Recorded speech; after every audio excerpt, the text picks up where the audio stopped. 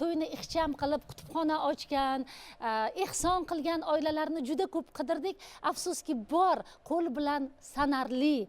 Lekin biz afsuski topganimizni o'sha to'yga deb kerak bo'lsa yemaymiz, kerak bo'lsa ichmaymiz. Hattoki san'atkorlar ham qo'shiqlar yaratayotganda to'ybob qo'shiqlar yaratishni xush ko'rishadi. San'atimizni-chi uzlatga chekilayotganiga ham asosiy sabab shu. Afsuski. San'atkorlar misoldan hech qachon xalq uchun qilmayapti, to'y uchun ashula yaratyapti. Nima deydi? Jennifer Lopez topkisin. Kerak bo'lsa. Gap bo'lishi mumkin emas, lekin imkoniyati yo'qlarga nima bor? Bilasizmi, yaqinda Surxondaryodan bir ayol qo'ng'iroq qildilar. To'y qilaman, to'yimga Nargiza Azimovani gaplashib bering va o'zingiz boshlovchi bo'ling. Qancha bermoqchisiz dedim, shunchaki qiziqish uchun. $1000 dedilar. Men aytdim, $1000 menga bermoqchimisiz? Uni qancha muddatda topdingiz? Rossiyada o'g'illarim ishlayapti. 20 ta odam bitta xonada yashaydi, aytib beryaptilar. 5 yildan beri ishlaydi.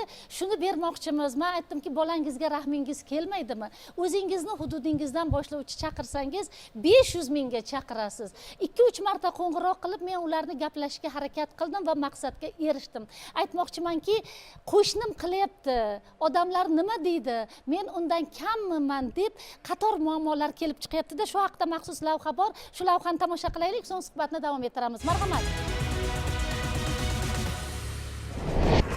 Kelinimiz poyqadamlik kelgan bo'lsin. Hammani og'zida sizlarni to'y do'stim. To'ymisan, to'y bo'ldi-da o'zi O'zi ham. ham hamma artistlar keldi-ya. Xazina topib olganmiz, ha? Pulni ham rasa sochding-da o'zi ham. Tavba, darvozani buzib yuboray deydi-ya. Qarz bergandan keyin so'raydi-da. Og'aynilarim ham pulni so'rashni boshladi.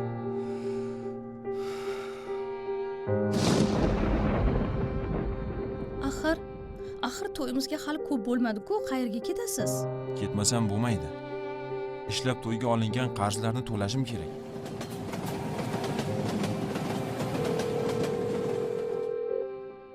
Oyi, yaxshi o'tiribsizlarmi? Dadam yaxshimilar?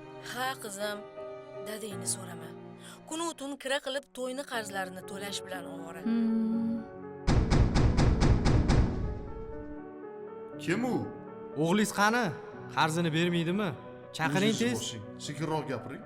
O'g'lim shu qarzlarni to'layman deb chetga ishlashga ketdi. Qarzga to'y qilib, karillab nima qilardinglar unda?